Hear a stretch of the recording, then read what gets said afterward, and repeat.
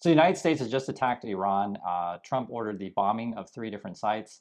And how is Russia going to respond? How is Mm, Iran going to respond? How is North Korea going to respond? I mentioned North Korea because theoretically these countries are Iran's allies. I say mm, theoretically. How are various groups, be it Hamas or otherwise, how are they going to respond? I mean, this is obviously making things worse. Trump's point of view is if I bomb everyone, then therefore fighting will stop.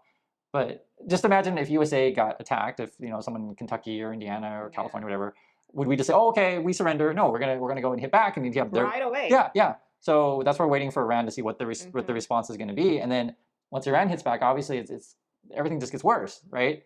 So we look so bad here because Iran literally was signaling, Hmm. "Stop shooting, and we will come to the table and talk."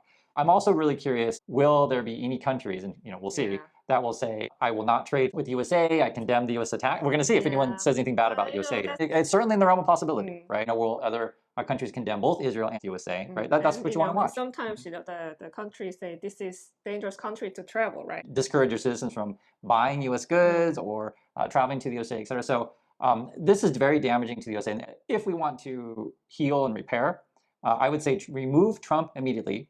Make it really clear that not all Americans support Trump mm. because we need to separate. The Trump Yeah, and America. if America were to rise above this, you would remove Trump immediately, right? Say he's over there, we're here, we are separate, and then you try to rebuild bridges with the rest of the world. The longer that the USA delays in not removing Hmm. Trump, then Trump's dragging our name through the mud, and then frankly, Americans become targets of whoever wants to get into this war.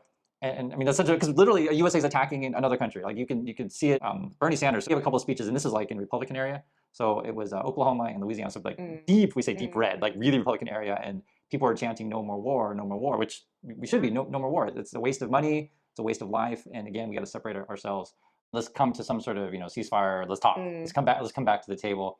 And Trump his statements is like, "I don't believe our intel," right? Or well, Israel is doing well, Iran less well, so why should we quit? mm. And then we join into the fight. So the USA is directly involved, and there's a lot of things to talk about with this. My first reaction would be, do you think Iran's just going to surrender? That's what Trump keeps saying. Just surrender, everyone. That's what Trump think. Right. If I'm tough and Hmm. powerful, and you should kneel.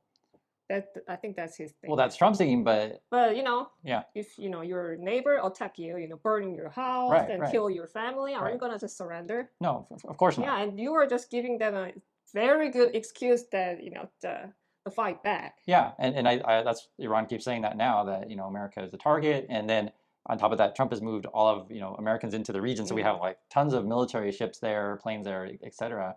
We're just looking for a fight.